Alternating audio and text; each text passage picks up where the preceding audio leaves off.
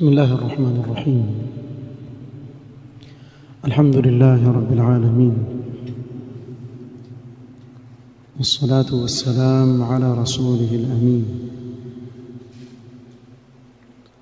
محمد وآله وصحبه أجمعين، أما بعد. Ikiwa ni usiku wa tarehe 27 mwezi wa Shawwal mwaka 1445, na katika vikao ambavyo tutakuwa tukikaa baina al-maghrib wal-isha, nitatanguliza mwanzo kutaja nukta mbalimbali zinazofungamana na adabu za kutafuta ilmu, adabu talab al-ilm.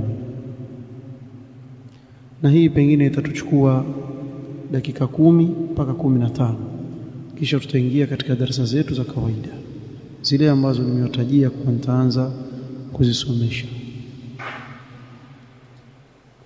طلب العلم له آدابه، kutafuta ilmu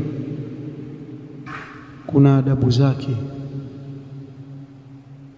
na anaposhikamana talib alilm na adabu za ilmu,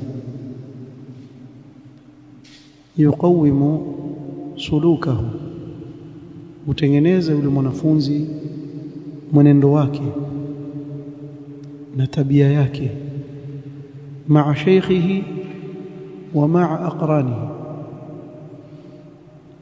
pamoja na mwalimu wake na ndugu zake alionao katika sehemu moja wanaotafuta pamoja ilmu. Bali tuweza kusema kuwa adabu za kutafuta ilmu akishikamana nazo mwanafunzi, yakhtasiru lahu at-tariq fi at-talab, humpunguzia pia ile njia ndefu katika kutafuta ilmu. Na akijifunga na adabu za kutafuta ilmu, zile adabu humuongoza yule mwanafunzi fayakunu basiran bil ahami fal aham, kwa muona mtu ajua kutanguliza kile kilichokuwa muhimu zaidi kuliko kingine. Bali hizi adabu humuongoza mwanafunzi kufuata njia za wanawavyuoni waliotangulia katika kutafuta ilmu. Wale wanawavyuoni wakubwa waliotangulia, akawa ataelewa njia zao walizopitia katika kutafuta ilmu. ومن الآداب ما يؤخذ بقراءة الكتب المصنفة في آداب الطلب. Zipo katika adabu ambazo mwanafunzi aweza kuchukua katika vitabu vilivyoandikwa katika hizi adabu za kutafuta ilmu, na ni vingi sana, ili ujue kuwa wanawavyuoni hili jambo walilipa kipaumbele sana, mpaka wakaandika vitabu vingi katika suala hili. Wa minha ma yu'khadhu min mujalasati alulama, na zipo katika adabu ambazo mwanafunzi huzipata kwa kukaa na wanawavyuoni na kukaa chini ya wanawavyuoni. Kukawa kuna mwanachuoni ukaenda kutafuta ilmu kwake, ukawa wachukua zile adabu alizokuwa nazo. Kama qala Muhanna, وهو تلميذ الإمام أحمد، تلميذ الإمام أحمد رحمه الله: صحبت أبا عبد الله فتعلمت منه العلم والأدب. سمع لي صحبيانا نا أبو عبد الله أحمد بن حنبل nikajifunza kwake yeye elimu na adabu. Kujifunza ilmu na nikajifunza na adabu. وقال ابن وهب رحمه الله: ما نقلنا من أدب مالك أكثر مما تعلمنا من علمه. Asam kile tulichonukuu katika adabu za Imam Malik zilizosoma kwake yeye kwa mwenendo wake ni nyingi zaidi kuliko ile ilmu tuliyosoma kwake. Ni nyingi zaidi kuliko ile ilmu tuliyosoma kwake. Kwa salaf walikuwa hili jambo la adabu wakilipa kipaumbele sana. Na haja ya mwanafunzi kuhitajia adabu ni haja kubwa sana, na kwa sababu hiyo kaona salaf walikuwa wakihusiana katika kujipamba na adabu njema. Al-Imam Malik rahimahullah ta'ala qala li fatan min Quraish, alimwambia kijana mmoja wa Quraish: ya ibn akhi ta'allam al-adab qabla an tata'allam al-ilm. Ewe mtoto wa ndugu yangu, jifunze adabu kabla hujajifunza ilmu. Wakahusiana katika hili jambo la kujifunza adabu, ujue umuhimu wake. وقال يوسف ابن الحسين رحمه الله تعالى: بالأدب تفهم العلم. kwa adabu ndio mwanafunzi huifahamu ilmu.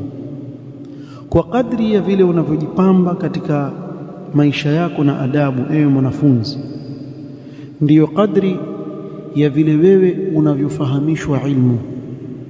Kwa sababu yatakamfahamu, ndugu zangu, kitu kimoja muhimu sana. Mwenye hikma ni yule anayeweka kila kitu pahala pake stahiki, sio? Huyo ataambiwa na hikma. Waonaje mtu akichukua kipande cha dhahabu cha kilo 1 kisha akaambiwa nenda kakifiche hiki kipande cha dhahabu, atakwenda wapi? Sasa ukamwona amekwenda pipani, amekwenda kukificha kwenye pipa, bila shaka yule mtu atahukumiwa kuwa akili yake ni punguani, hana akili. Wewe sasa hivi ukaambiwa shika kilo 1 ya dhahabu kipande, nenda kakifiche, utatafuta sehemu iliyo na hifadhi bora kabisa, asiifikie mtu yoyote, asije ikaibiwa, ukaificha katika sehemu bora. Mtu akikutizama atasema yule ana nini? Ana akili na hikma, amejua kile kitu cha stahili kuwekwa wapi. Sasa basi, ilmu ni ghali kuliko kilo 1 ya dhahabu, na anayegawa nani? Ni Allah subhanahu wa ta'ala al-Hakim. Watarajia Allah subhanahu wa ta'ala ataiweka ilmu mahali ambapo pastahiki, wa huwa al-Hakim subhanahu wa ta'ala. Bila shaka Allah ataiweka ile ilmu katika moyo ambao uko tayari kuipokea ile ilmu, uliotakasika, uliomsafi, ndio akaiweka ile ilmu. Kwa kadri ya vile unavyojipamba na adabu na heshima, ndiyo kadri ya vile Allah subhanahu wa ta'ala anavyokufungulia wewe katika milango ya ilmu. Na ilmu mfano wake ni kama riziki. Kama vile kuna watu mafakiri katika riziki, kadhalika katika ilmu wako watu fukara, hawana chochote katika ilmu. Na kama vile kuna watu matajiri katika riziki zao Allah amewafungulia, kadhalika katika ilmu kuna watu matajiri Allah amewafungulia katika ilmu. Yahdi Allahu linurihi man yasha. Lakini hili Allah ameliwekea asbabu. Katika asbab za wewe kuipata hii nuru ni wewe ujipambe na adabu njema, ndio Allah akufungulie katika ilmu. Kwa hiyo haya maneno bil adabi tufhamu alilm, kwa adabu ndio ufahamika ilmu. وقال أبو عبد الله البلخي: أدب العلم akthar min al-ilm, adabu ya ilmu ni nyingi zaidi kuliko hata ilmu.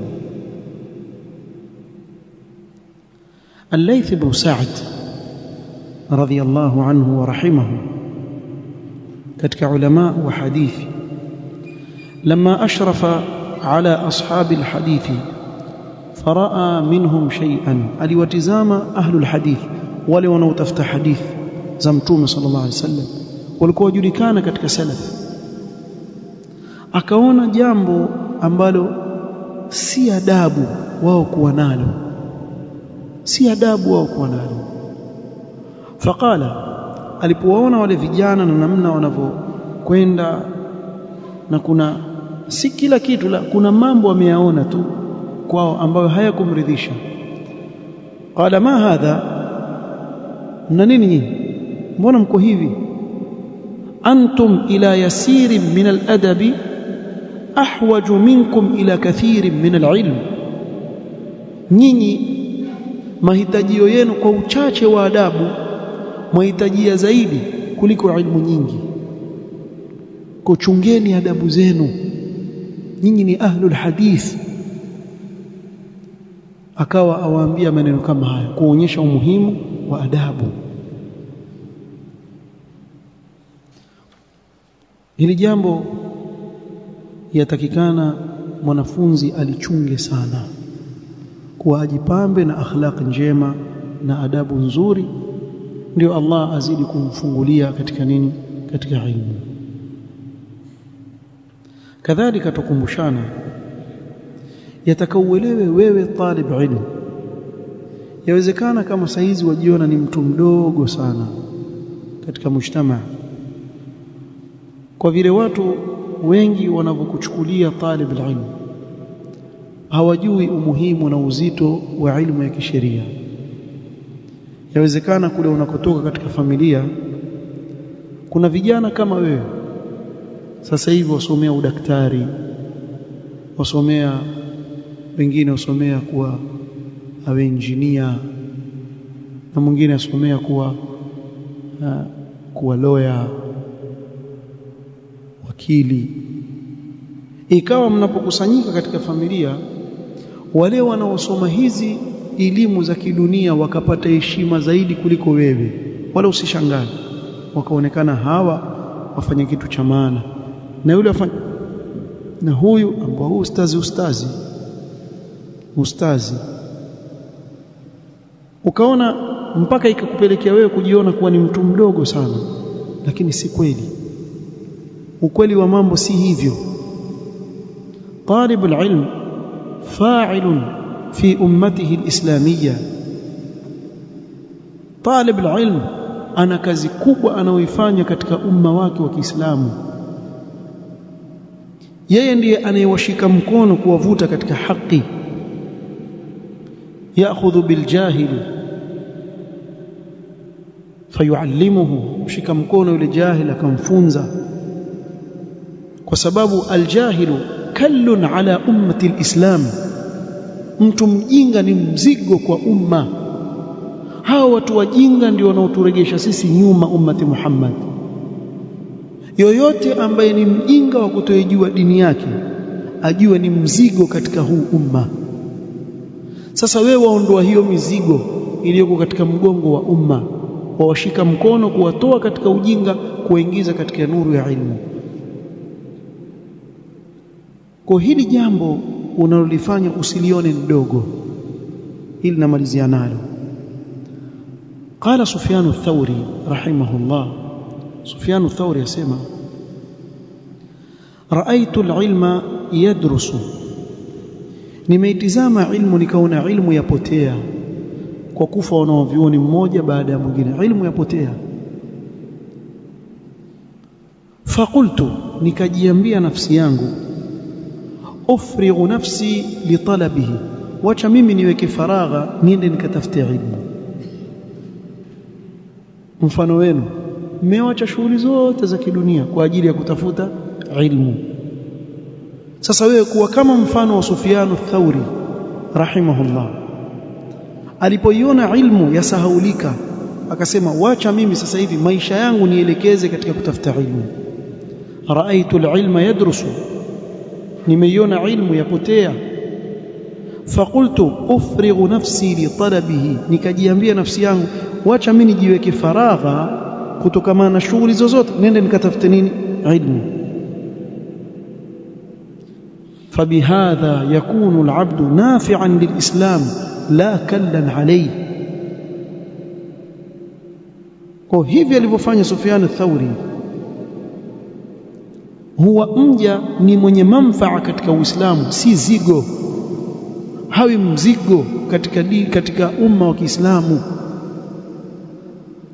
Baada ya kuitafuta ilmu, fakana Sufyan ath-Thawri rahimahullah idha laqiya shaykhan sa'alahu, alikuwa Sufyan ath-Thawri rahimahullah, sikiliza hapa vizuri, akimuona mtu mzima mzee muislamu amuuliza hal sami'ta min al-ilmi shay'an, je umesikia katika ilmu chochote? Bimaana umetafuta ilmu wewe, ushakuwa mtu mzima, uliwahi kutafuta ilmu wewe? Una chochote katika ilmu ambao waweza kuusaidia umma? Usidharau kile unachokitafuta.